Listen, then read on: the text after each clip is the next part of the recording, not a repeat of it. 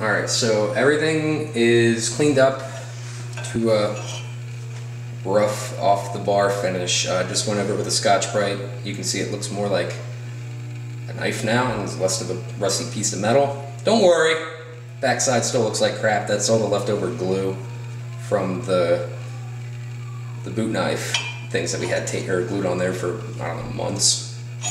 So, I have a very scientific process for deciding where my pinholes are going to go. I like to do this. So that's about where the handle is going to go. And then, for your benefit, I'm going to actually just kind of put some dots here where I might make a section here, might be a section here, there's probably going to be a spacer there, and then we're definitely going to put a lanyard hole in.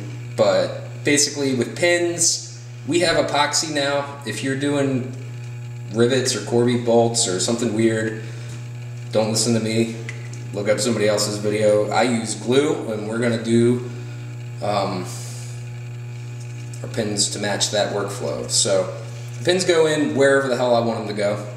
As long as they hit each section, they should be good. So I usually do a line that kind of follows the middle of the knife down, just right down the middle, and that's going to give me an option to put a piece wherever I want it. I'm going to also go in and drill holes in between each one of these, so it'll look like Swiss cheese by the time I'm done with it. And yeah, that reduces weight, it helps it balance, all that good stuff, but really more than anything, it's going to help glue coverage, and you'll see why when we start to put the handles on, why that's so important. Alright, so and drill some holes with a wire gauge bit. This is just the tiniest bit, over 1/8 of an inch. That will give you a perfect size hole for an 1/8 inch pin, plus some glue to go into the hole. So this is my 1/8 inch drill press. I got two more that I have set up with everything else, so I'm only going to do 1/8 inch pins in this one, so this is the only drill bit I'm probably going to use. Please note my awesome lightsaber drill press arm. It adds force power. Alright. So, quick safety lesson on drilling. If you go through here with a piece of metal, it's very hard to drill through metal. So what can happen is this can get caught and then whip around, and depending on what you're drilling a hole into, possibly cut a finger off. A lot of guys will put a bolt or something, so if it does get caught, it stops.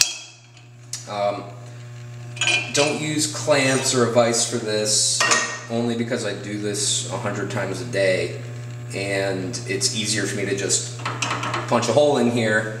The drill's set to very, very, very slow, because it's metal.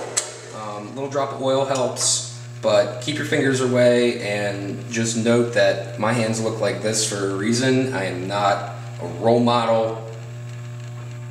Don't do things unsafely. If you feel that you need to do something different, you should do it that way. I'm going to do it my way. Feel free to do it your way.